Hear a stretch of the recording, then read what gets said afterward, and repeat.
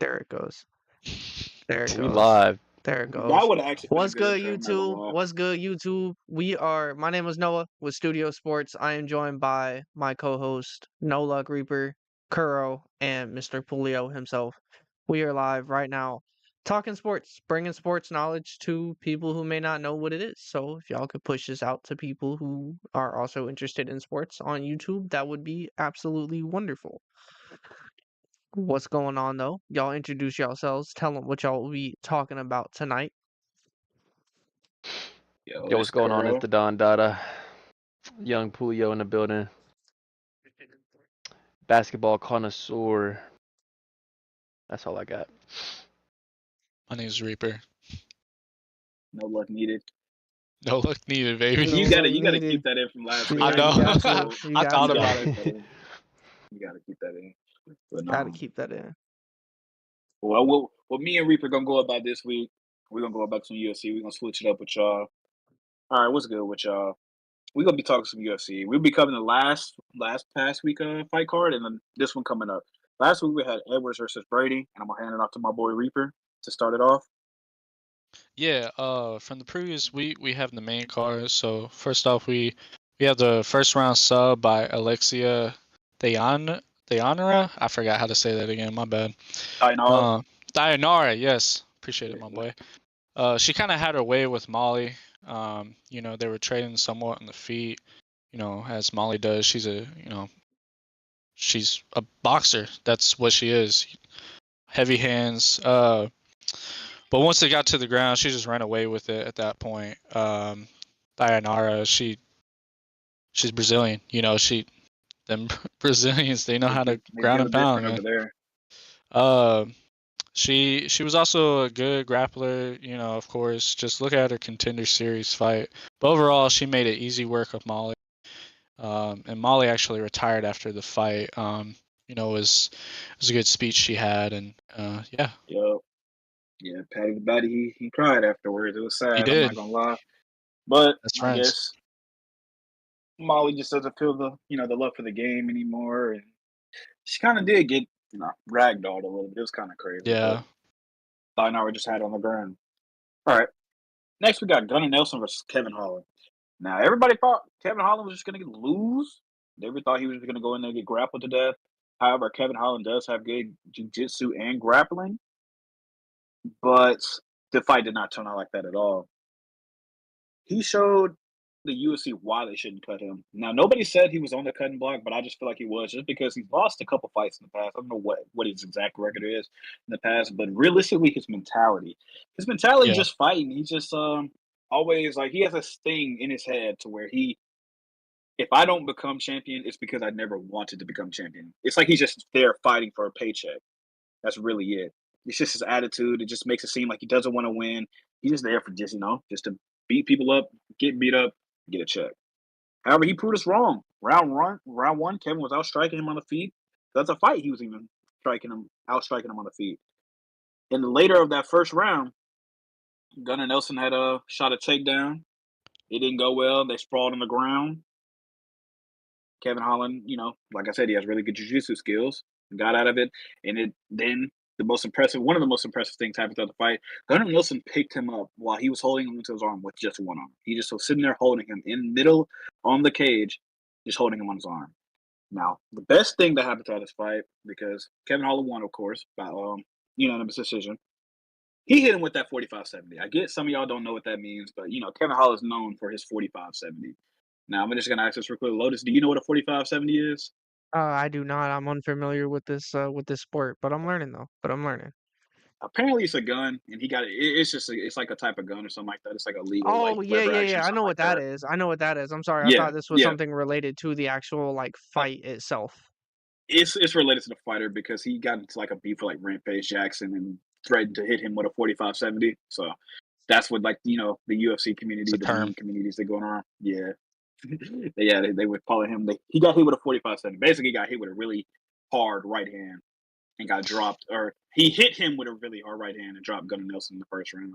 And after that, really, Gunnar Nelson was not winning that fight.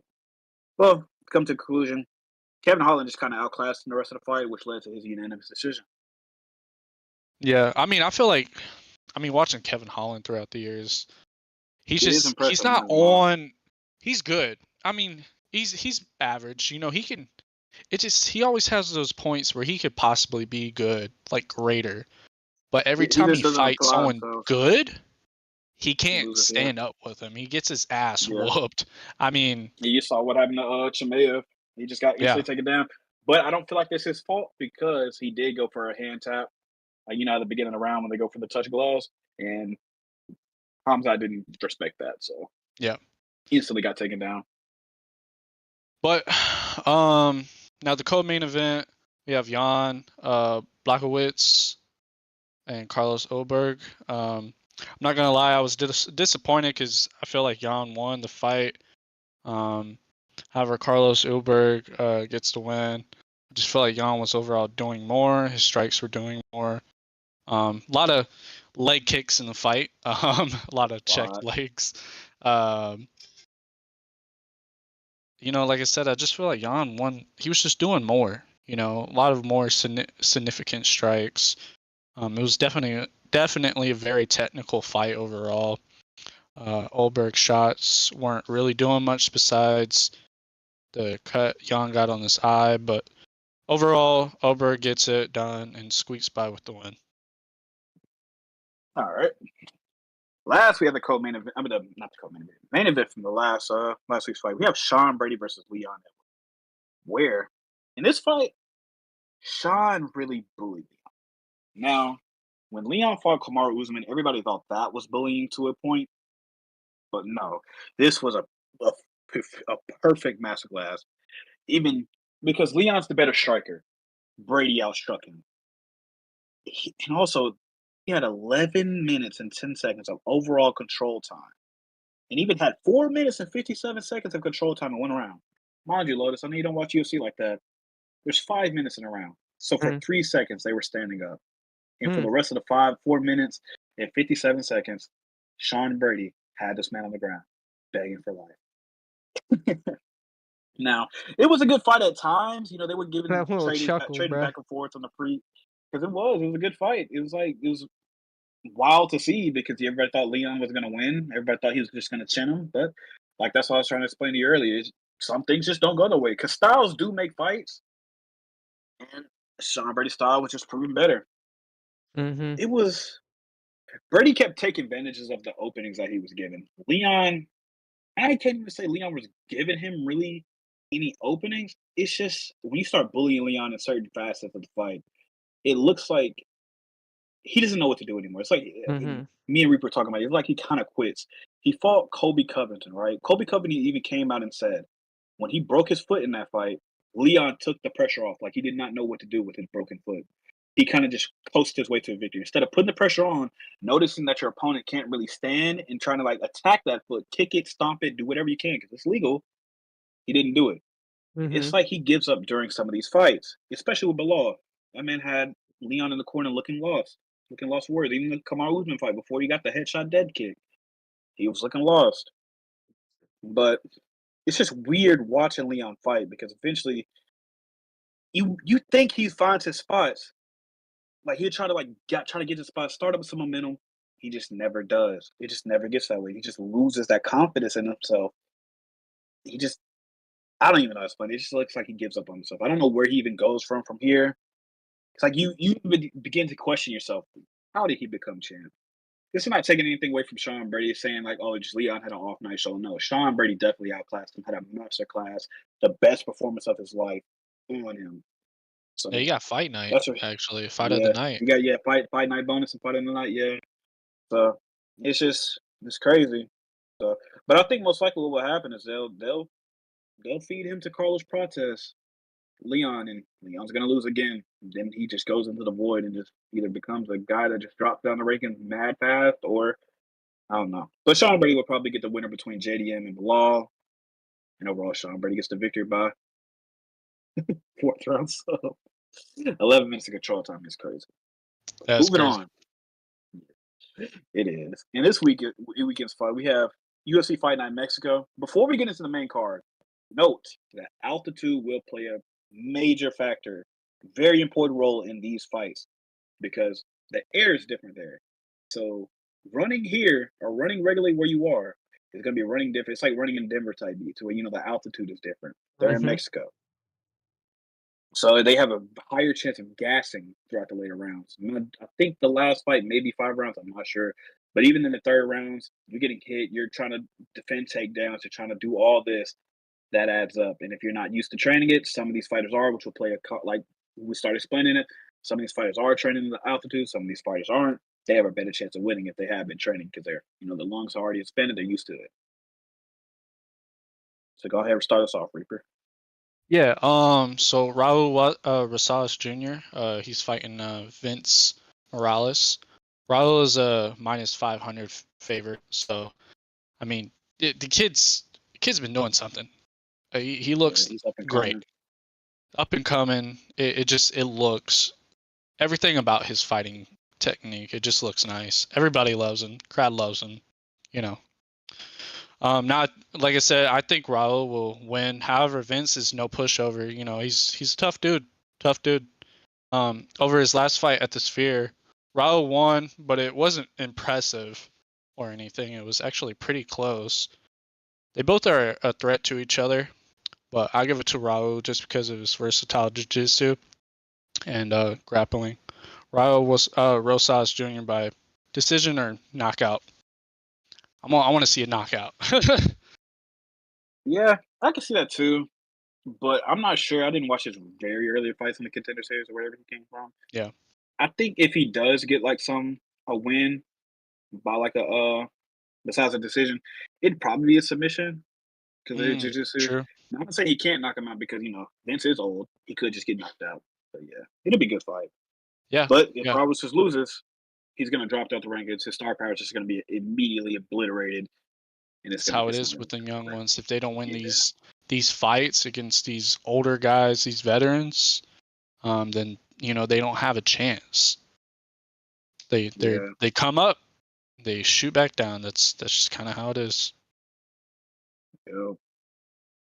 Now, we're moving on. We got Kevin Gastelum versus Joe Pyfer. I got Joe Pyfer in this one, just because I feel like Kevin Gastelum does not have the gas tank to go the full distance.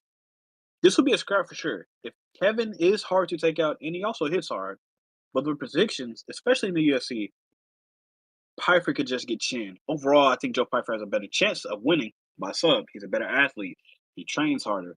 Now, back in the day, there's a lot of times where Kevin Gastelum will miss weight. He's already kind of coming in overweight, all this and that. So it's not looking really good for him. So I got Joe Pyfer by round 1 sub. Real quick, I got Manuel Torres versus Drew Dauber. I have Manuel Torres by KO. Drew Dauber's style is very wicked. He led with his head throwing strikes, and this new up and comer and Manuel. He is precise and has KO potential. Torres has got takedown defense. Just more advantages going toward Torres in his hometown. It's something to prove. So I'd say Torres by probably round 2, or they probably go to the distance and decision. So. All right, lastly, we got Brandon Moreno versus Steve Erceg. Steve Erceg is on a 2-fight losing streak. One to Kai Kara France, another one to Alexander Pantoja, the champion. His last one, he did get TKO late in the first round and lost to Kai. That's just a bad look. However, he did look good against the champion Pantoja. His style is very good. His scrambling is really good. But I just can't see him beating Brandon Moreno. It's the obvious choice to me. Moreno's striking just excels above Erceg's. His straight jabs, his leg kicks would just be too much. And I just think it'll overpower Steve Erceg, and especially because he'll just cruise his way to a decision. Also, Erceg took the fight on short notice, so he was never really training for Brandon Moreno. So I think that's just more disadvantage for Steve Erceg. So I got Brandon Moreno winning by unanimous decision 4-1. That's all we have for today. That's perfect. Well, gentlemen, that's a great a lot. That's a lot of information as far as anybody who's interested in UFC, MMA. That's a lot. That's a lot to cover in 14 minutes. Y'all did great. Round of applause for y'all. Y'all get Y'all get a good old fucking.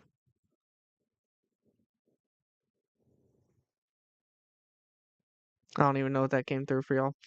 But, anyways, I'm gonna go ahead and go next because I got something kind of cool to talk about. Ashton Genty. Let's talk about him. I love who he is as a running back. He was great in college. 40 games, 750 carries, 4,769 yards, 6.4 yards per carry, 50 touchdowns, and 119.2 yards average a game.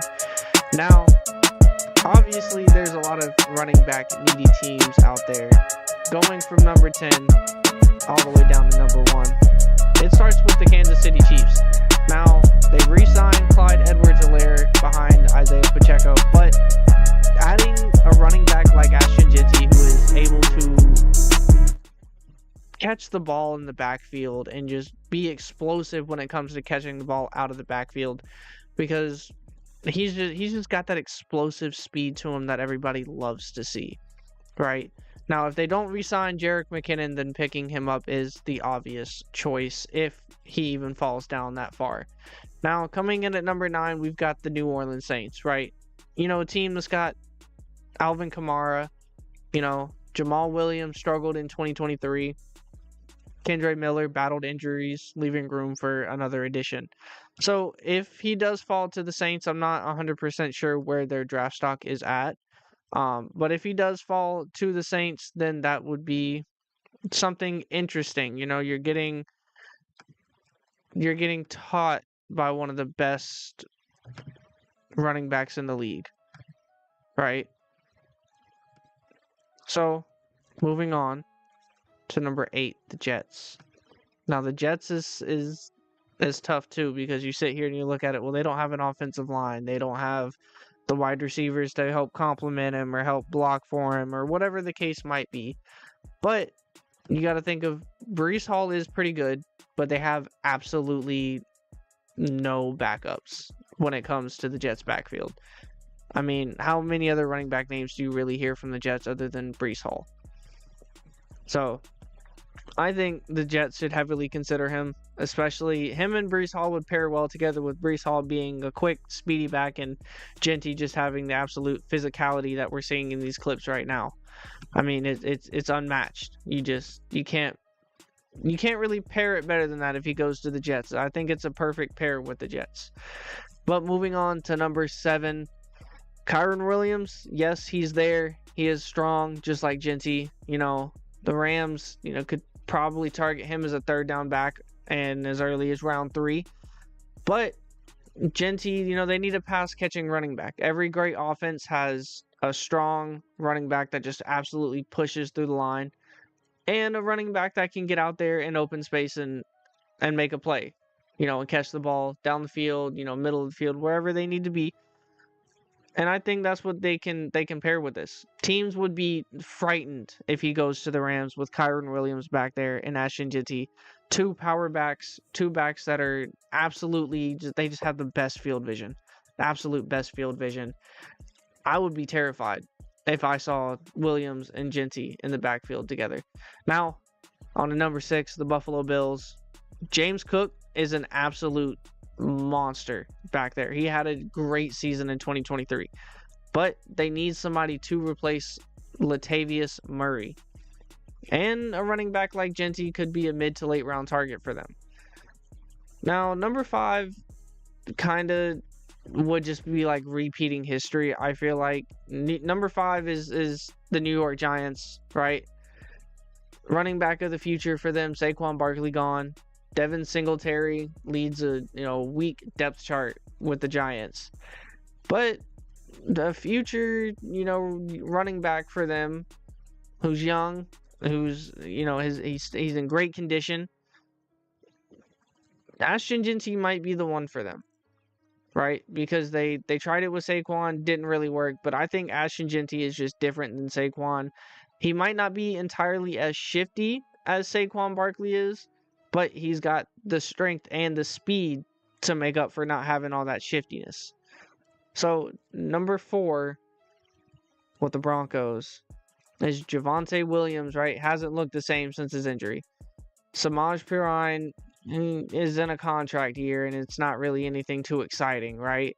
So do they take a chance and just go ahead and draft Genty, or do they look, for somebody else? It's really, there's not much you can say about the Broncos, right? Now, the Cardinals, we actually just kind of talked about them a little bit last week. They haven't had great running backs. I can't remember the best running back to come out of the Cardinals except for James Conner, right? Conner Year is 29 years old, and quite frankly, he's not the healthiest running back in the league at all. So they need a long-term answer at running back. They have a lot of bigger draft priorities like defense and, wide receivers and maybe a solid offensive line. But I don't know if a running back is for them at this point in their rebuilding phase, if they're even in a rebuilding phase. I don't know what they're in right now, but I think they need to draft some wide receivers and some offensive line for Kyler Murray, so that way he doesn't look like a toddler running around each week. That should, it happens. Now, number 2. We talked about the Las Vegas Raiders last week, right? Zamir White, Alexander Mattison, Amir Abdullah, those are their top running backs. So I don't understand the need for a running back for them if they've got those 3, and he's projected to be a 3rd-round pick as well. I think what they do, they have other priorities other than running back right now. You have 3 perfectly fine running backs who can, play to their strengths and play how you need them to play. But I would say for the Raiders, get a solid defensive line like we talked about last week. You guys can go back and watch what we talked about last week. You guys don't have to watch this one. And last but not least, America's so-called team, the Dallas Cowboys, desperate for a running back. Tony Pollard gone. They're left with Rico Dowdle and Deuce Vaughn. Now, Dowdle, I'm not mad at Dowdle, right? He's decent. I'm not mad at him. He can play when he needs to play. He's not the most effective, but he does what it is that he needs to do. Deuce Vaughn, we don't really know a whole lot about him. I feel like he was kind of drafted to be like a meme kind of thing, but no one can really tell. They're expected to draft him early in round 2, which is higher than what we've seen for him. So maybe, I'm curious. There's always curious things going on in the NFL. But those are my top 10 rankings of NFL needy teams, running back teams, who might possibly draft Ashton Genty within the early 2nd into early 3rd round. And I know my segment was short, but we just gonna chop it up at the end. I'm gonna go ahead and toss it off to my main man Pulio down there and let him get to talking. Real quick. I just wanted to add this in before you finish Mhm. your segment.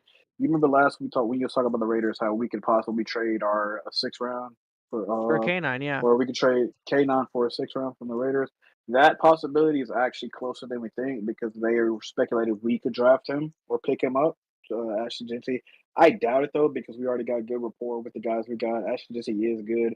He will probably be a good talent. I'm not sure about generational. That's not downgrading him because he could just come out there and be a stud, but he could just be a really good running back. He could be generational, but I'm not sure. But I was just saying that trade could be actually have more merit than I was putting it out to be last time. I wouldn't do it still because I like the players we have now. We got rapport. I really want to see what K9 can do if we get a good line around him. So, but we could just trade him. They can become the Seattle Raiders, and we'll pick up Ashton Genty. So yeah. I'm not mad at that. I'm really not. All right, Pulio, my boy.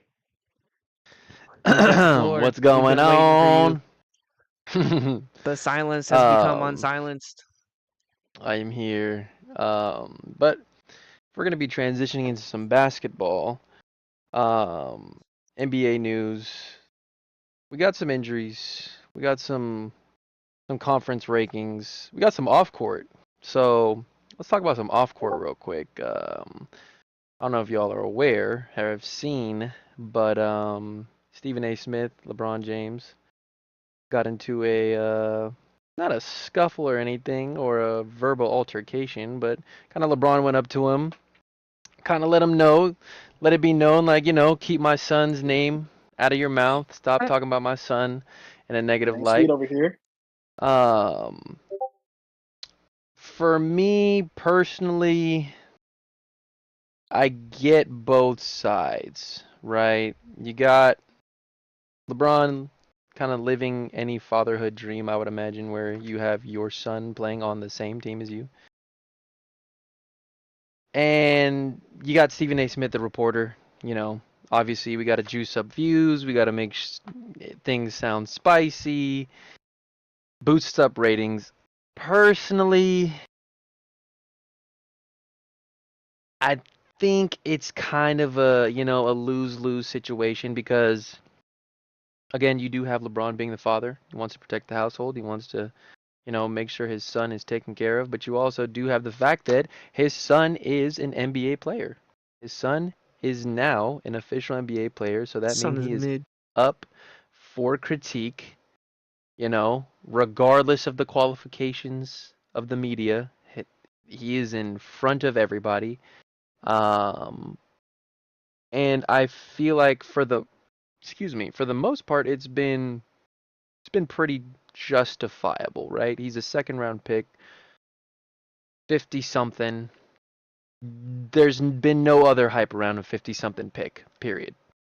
Maybe later down the line when they, kind of pan out. Draymond was a second round pick. Draymond's a four-time champion. But when it comes to something like this, it's kind of up in the air for me personally. I feel like it's easy clickbait. It's Bronny James. Talk about Bronny James, gonna go up anywhere. But at the same time, he just hasn't been performing, and I think the main critique is that he just would have excelled a little bit more if he had stayed an extra year in college.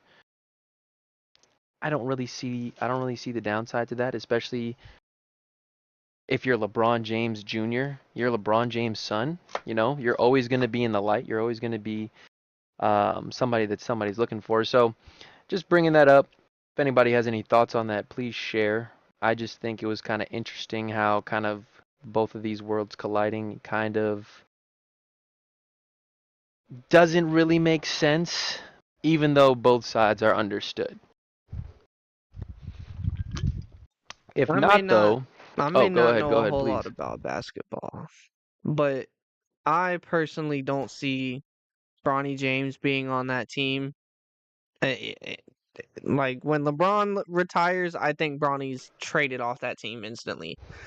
He's there because LeBron is there, and LeBron is getting literal TikTok songs made about him, like remixes made about him right now. So as soon as LeBron is gone, so is Bronny. There's no denying it. I would disagree with that because, like Julio said earlier, he's a 55th pick. People are acting like he's a first round pick, so he's outperforming a majority of his draft class. I don't think he'd get traded. He may not start on that team, but I don't think he's going to get traded off of it just because his dad's gone. Yeah, not like right off the bat. I mean, they'll probably keep him, put him on the bench, maybe start him a year or two, and maybe trade him. Just try to get that trade pick a little bit higher. But I mean, Bronny James, and no disrespect, but he's a grown man. Like he said, he's in the NBA. Like people are going to reflect your behavior on the court. Like he's not a good player. I'm not a basketball player, but he's an analyst. Stephen A's an analyst, and he's analyzing that Bronny James is not a good player. He's only on that team because his dad chose him to be on that team. Which, hey, Exactly. but But yeah.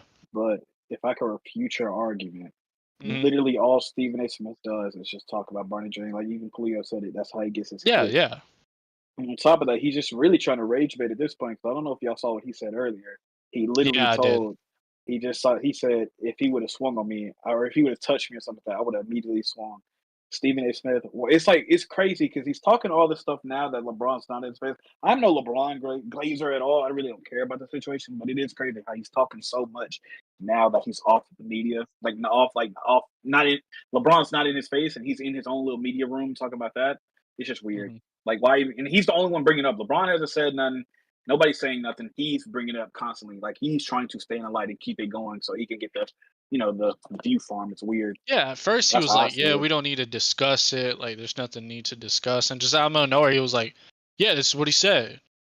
Okay, and I mean, I do think one point I do want to bring up before I make this one point. I do think it is also the business side, kind of going back to yeah, the trade on Bronny. We have to also keep in mind that the NBA, just as well as UFC, NFL, MLB, all of these entities are businesses at the end of the day, right? So yeah, even though Bronny is not necessarily performing, he is doing really good in the G League. Just dropped 40 points in the G League, which is pretty good.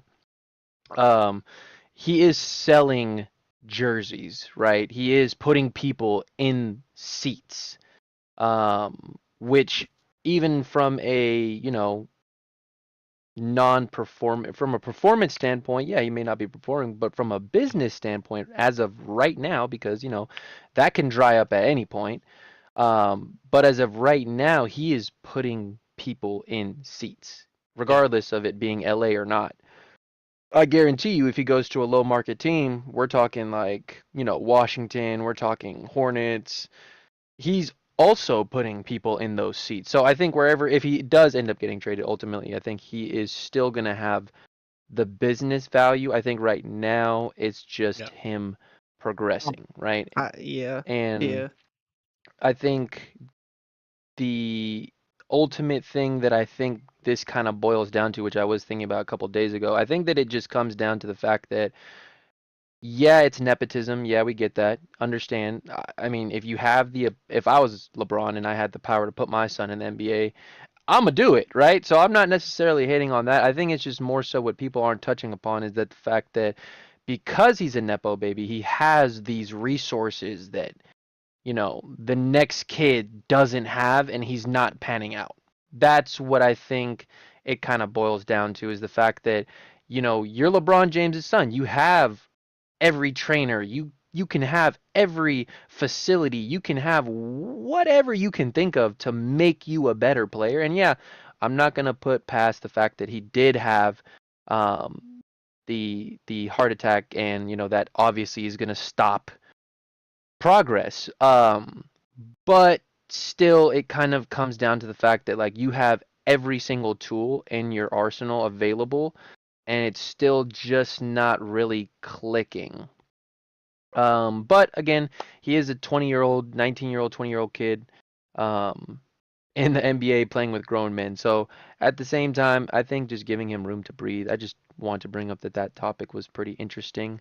Um, Kind of what Kuro was saying as well is the fact that, now Stephen A is doing a lot of talking when LeBron was in your face. You could have said everything you need to say right in front of him, and now when you go back to your media room, it's kind of just huff and puff, this, that, and the third.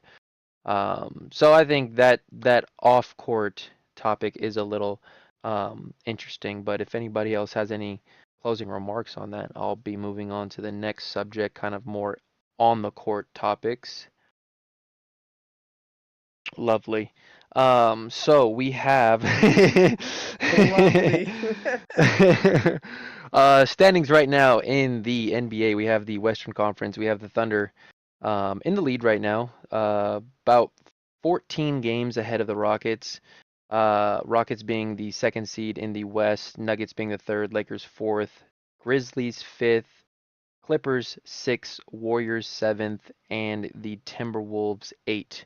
Those are the spots as of right now. Playing tournament obviously can fluctuate. For the Eastern Conference, we have the Cavs, the current champions in the Celtics being the second, Knicks third, Pacers fourth, Pistons fifth, Bucks sixth, Hawks, Magic, and that is pretty much the top eight of both conferences. Personally, kind of because we are getting towards the end of that season, or this season, I should say. We do have the opportunity to kind of make some predictions on who we think is going to make it out, who's going to make it in, who's going to be in the play-in. Hometown hero here, so I'm just gonna talk about my Warriors a little bit. Um, Curry down right now. Boo. Curry down right now. Injured, but there is a report that he is practicing with the team currently. That Steve Kerr made about 2-3 hours ago. So they're confident that he's going to be coming back soon. I'm not even gonna lie, I'm not mad at it. I'm not mad at it because one, Warriors came in as a pretty bottom barrel team, even though that is my team this season.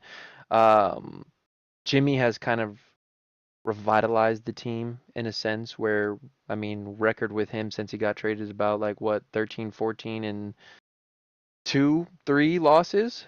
Um, which kind of just shows that we just needed help, right? We just needed help with Curry.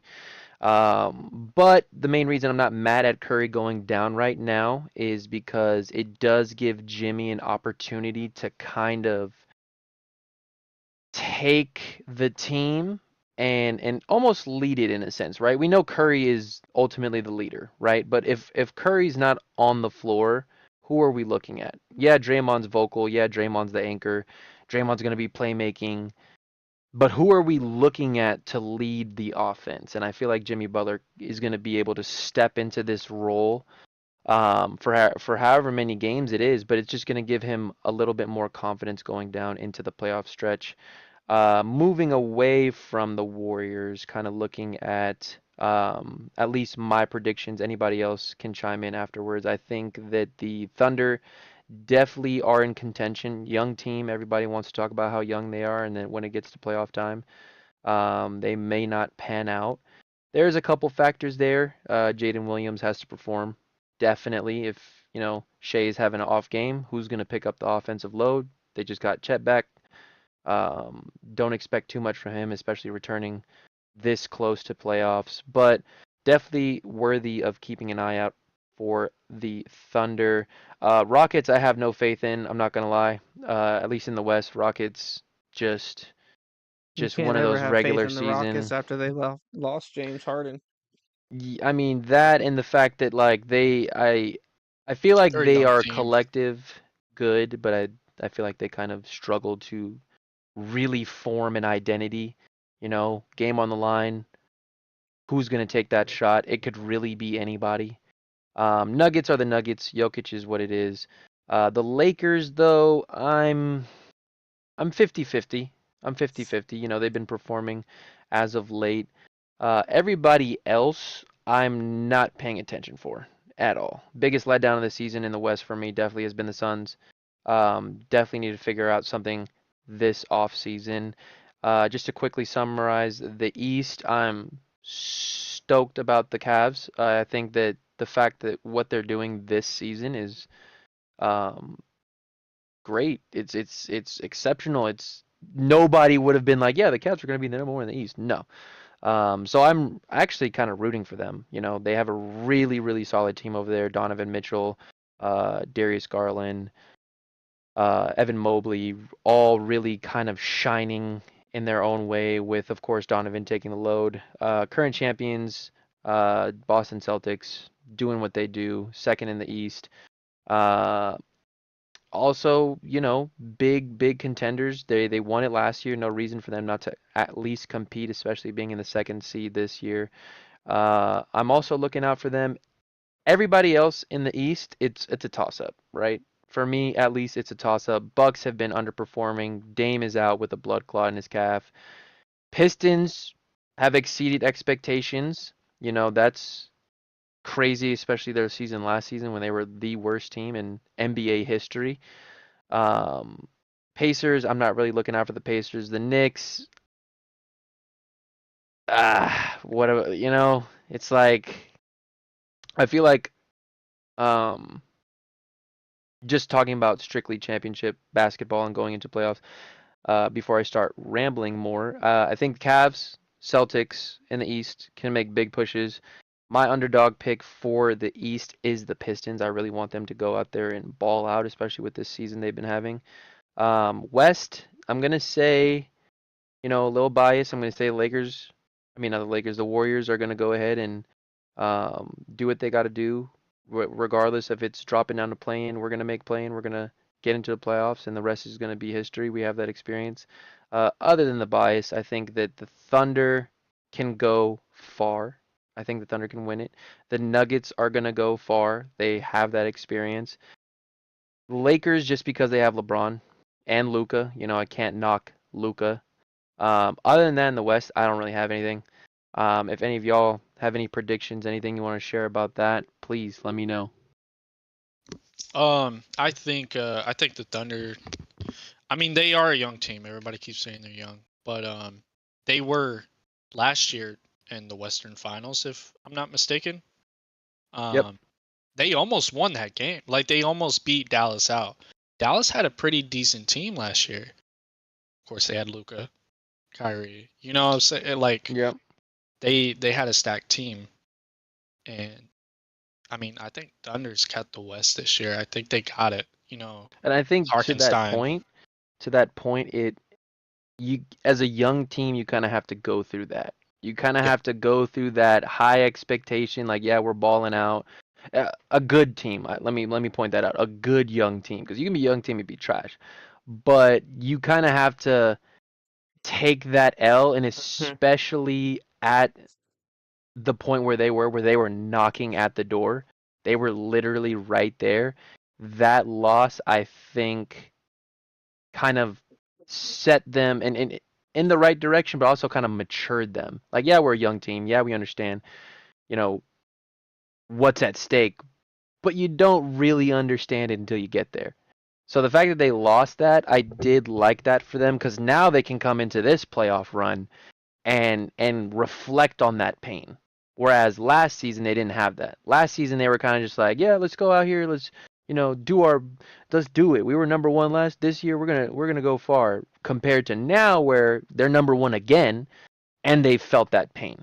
Yeah. They know what it's gonna take to get over that hump. Yeah. Got the experience. Yeah, and I think in the East it's up to Cavs and Boston. I don't think any other East team has anything for him. Even if Dame Dollar was in.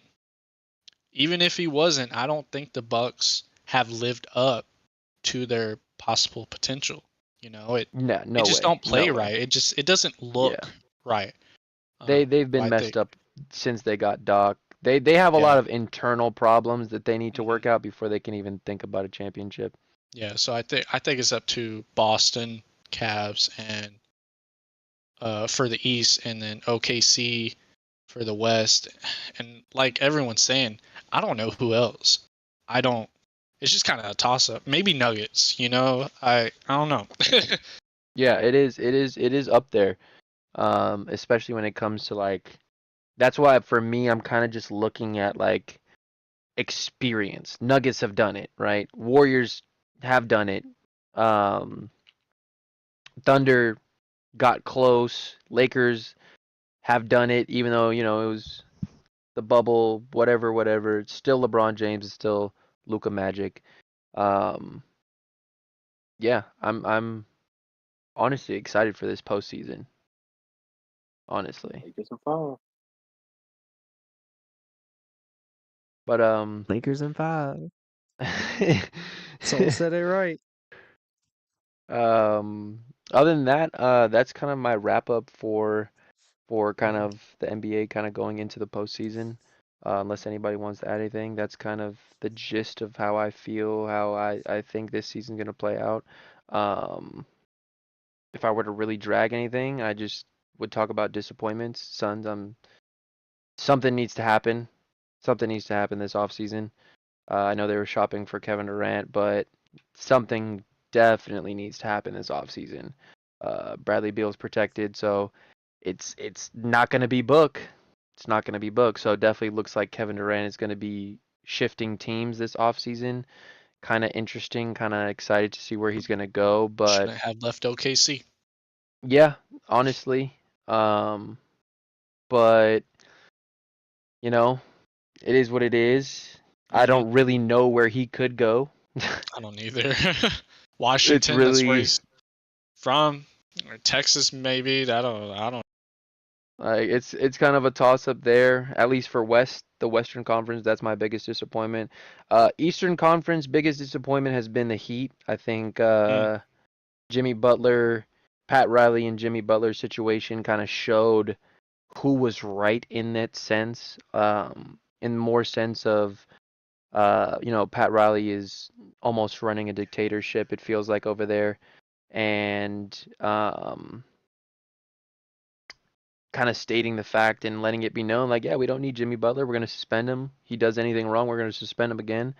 And now, they're a 10th seed, not even really in contention, almost for the play-in. They are obviously, but I think the way that the season's going to continue, they're just gonna flatline. I think it also proves how Tyler Hero was a bust of an all-star this year.